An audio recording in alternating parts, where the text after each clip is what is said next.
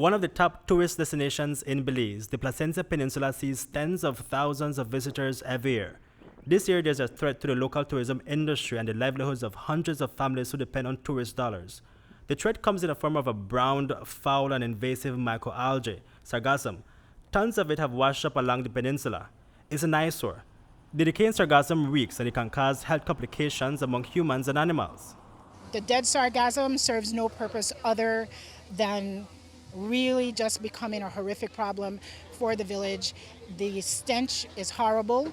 It becomes toxic because the dead sargassum puts off a gas called hydrosulfide, which eventually is very dangerous because if you have anything that is made of metal, anything that is made of silver, it turns it black within a matter of minutes.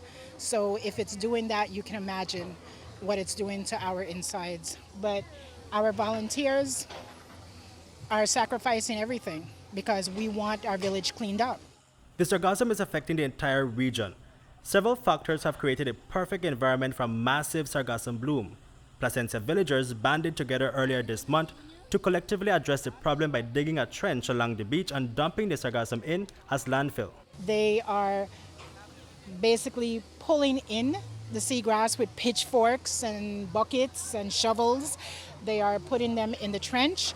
We are then covering it back over with the sand to try to use as the landfill so that we're trying to help the erosion by doing so. The brown sargassum that you're seeing there, as we are raking it in, there's a lot of controversy saying that, oh, you're going to disturb this or you're going to disturb that. The truth of the matter is there's nothing to disturb. Once the sargassum turns that brown and is that close into shore, everything in it is dead. As for the live Sargassum, boats and nets are being used to haul and steer it away from the peninsula. We're taking old shrimp nets and we're putting on some buoys at the top and some leads on the bottom, and then tying a knife into the floating sargassum and try to pull it beyond the point of that island, because once that happens, we have a wide open area that is just going to go and end up probably in the Gulf somewhere. So we're in a pretty good geographical layout that once we move it from our shore, it will then drift away. Massive amounts of the Sargassum are still present. The dead Sargassum is so dense that people can walk on top of it. It's about 5 feet deep and can cause major beach erosion. What is happening, the water is not breaking, it's not lapping our shore, so it doesn't build the sand. It comes from the underside and undermines the beach. So whenever we have a sargassum bloom like this and piles up on our beach, we have major erosion. And I am not an engineer by any trait, but I was born and raised here and I've seen sargassum all my life. But never ever in my life I would have imagined that this is what we have to contend with.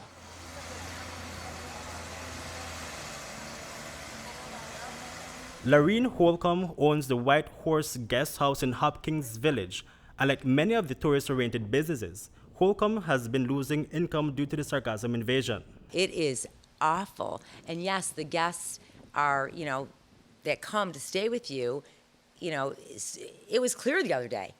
You can't even tell them when it's going to be bad. And of course it hurts their vacation.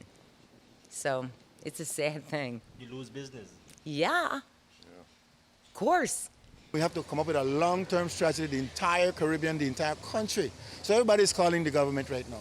And we know that they don't have the resources to maybe throw at everybody, but if somebody would come in and give us some assurance that we will stand behind you. I have had several people leave on the boat going to Honduras. They looked at us at the BTIA office and told us, we can't stay here. Your beaches aren't good. We understand that it's not your fault, but we want to go somewhere where we can swim. And that's not happening here. So if we lose our tourism, or the delay in our tourism right now because of this, means that we're losing income. If we lose income and we lose our tourists, the government therefore loses a good share of their income. Government Minister responsible for tourism, Manuel Herrera Jr., recently visited the peninsula. He says that the issue will be addressed on a regional level. But in the meantime, A net will be deployed at the sea to stop the sargassum from reaching the shore. It is a great concern. I believe it is an emergency at this point. They will be putting a curtain all the stretch of the area that is being affected. It's a little expensive, but together I think we can accomplish that. Or there are other areas where now they are looking at alternative use of the material. Oceana Vice President Janelle Shonona says that the sargassum has many alternative uses, including in the culinary arts. Earlier this year, we saw restaurants in the Placencia community. They were putting it into food. I mean, it's a natural biological entity. So they were using it in sauces, and I think they use it in breakfast dish, and they use it as a sauce for dinner. And apparently, it was delicious. We've seen people using it as fertilizer. We've seen it dried out and created protein powder to add to your shakes and different things. The influx of sargassum came with an amount of garbage. Plastic and styrofoam cups and plates are among the trash. We need to be looking at what we're putting into the ocean, because what we're doing, what we're putting out into the natural environment, in the air, in the sea, is causing what we're seeing. So climate change is contributing towards this. The fact that so much pollution is getting into waterways and eventually into the sea. We've seen cases, even here at home, where we're putting things directly into the sea that no way should be there. Gray water, effluents, sewage, everything that's going into the sea. And every action has a reaction. And this is nature's reaction to say, well, you have to deal with this now. Formed in 2015, the Sargassum Task Force met recently to create a strategic plan to deal with the problem. Reporting for News 5, Hipolito, Novelo.